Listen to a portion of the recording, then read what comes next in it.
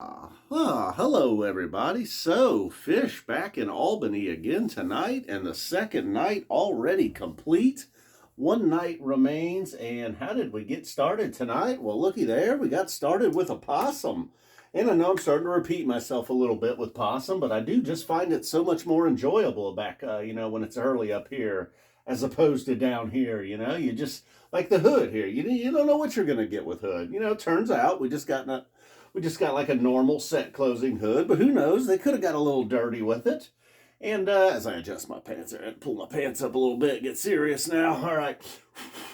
All right, we did a little dusting off as well tonight. Nothing. Who saw nothing coming? I did not have that in my pick five, nor did I have a Possum opener. So that gets things going quickly, no need to start get a little warm up here. I mean, we are in fifth gear, ready to go, and then Sigma Oasis follows that one that oftentimes they open with. It feels maybe that's not necessarily a fact. So early on, really, while this was a nice trio of opening songs here, long back on the train and Sigma Oasis, nothing really happening yet, and then nothing happens actually. I did not do that on purpose. Yeah, I did. All right, I totally did that on purpose. That was pretty bad. All right, so then, all right, things start to happen now here with the Stash. Although, unfortunately, Stash got wooed. So, you get to that section, this is like, all right, here we go. This is open to interpretation. We have reached that part of Stash. I don't know. I'll have to re-listen. Fishman's likely to blame there. We'll see. So Stash was still pretty cool though, even with the woos, not bad. Then we get a quick run into Bouncin. It was like they just flew right through that, and then the tube, didn't clock in very long as far as the longevity. But there was this brief moment here, man, where they slightly, look, what I'm gonna say here. Take it easy, all right? It took me back to 97 for just a brief moment there, and then they just would not go with it. They give up on the tube, finishing that up, going into Bathtub Gin. And just as Bathtub, like last night, a lot of the jams seem to have that, all right, let's build into a big crescendo. Bathtub Gin, a song that often does that, and I often love it. Tonight it seemed like maybe they were going to go to a different direction with Bathtub Gin, only for Trey to be like, nah, let's just go. I gotta rock this one out. And then he rocks it out a little more with the more set closer. About said the more encore. Not tonight, folks. All right, so the first set, really, while everything was kind of good, it was like, all right, they're just still, once again, sticking to what's familiar. The jams are, while they're okay, nothing too extraordinary yet. And then, just starting off here, Caspian Down with Disease. Let's just move over to set two. Let's quickly get to set two, all right. All right, so then Caspian and Down with Disease. We got a lot of Mike and Down with Disease, but then still not a ton going on here, really. A little bit of a letdown. I was real close to writing this show off as like, not so good of a show here. Night two in Albany, a dud.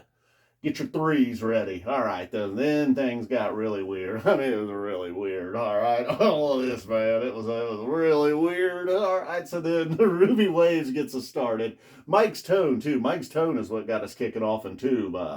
Feeling a little funky, and then in Ruby Waves, it didn't necessarily lead to funk. And Ruby Waves is always going to be weird. It's going to get a little spacey.